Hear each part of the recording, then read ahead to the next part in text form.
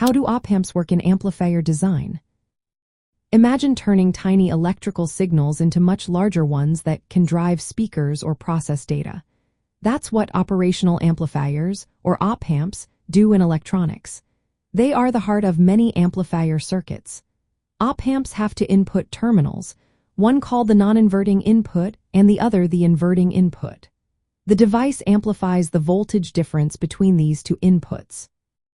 This difference is then multiplied by a very high gain, often millions, to produce the output voltage.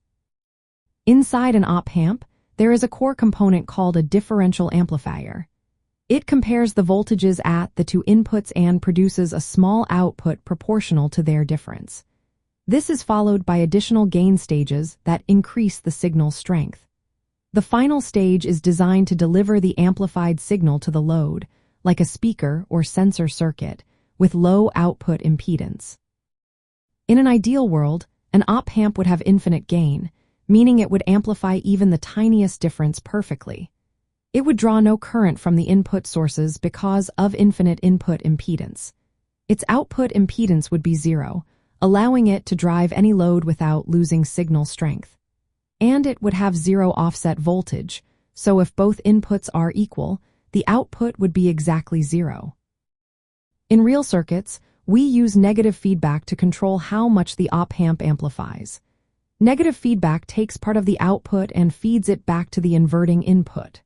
This feedback stabilizes the gain and makes it predictable.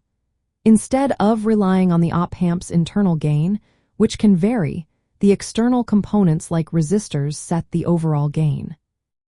There are common ways to use op-amps in amplifier circuits.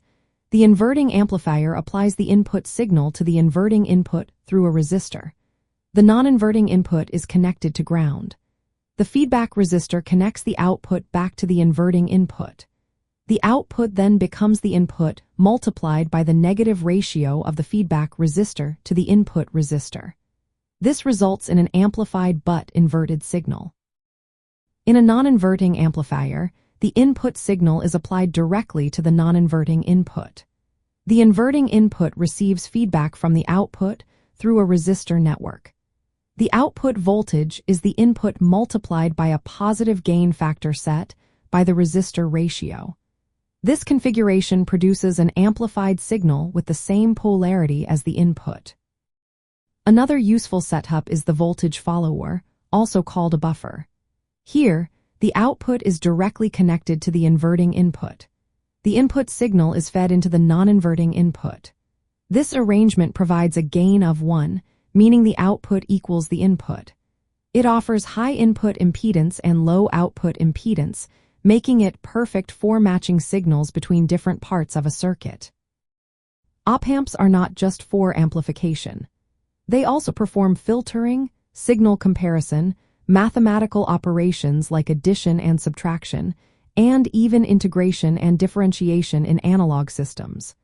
Their high gain and flexibility make them essential in many electronic designs.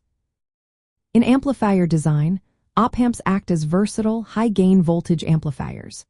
External resistors and components control their behavior, allowing engineers to create precise, predictable circuits.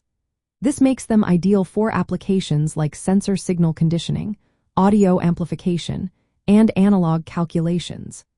Their ability to amplify small signals reliably and accurately is what makes op-amps a cornerstone of analog electronics.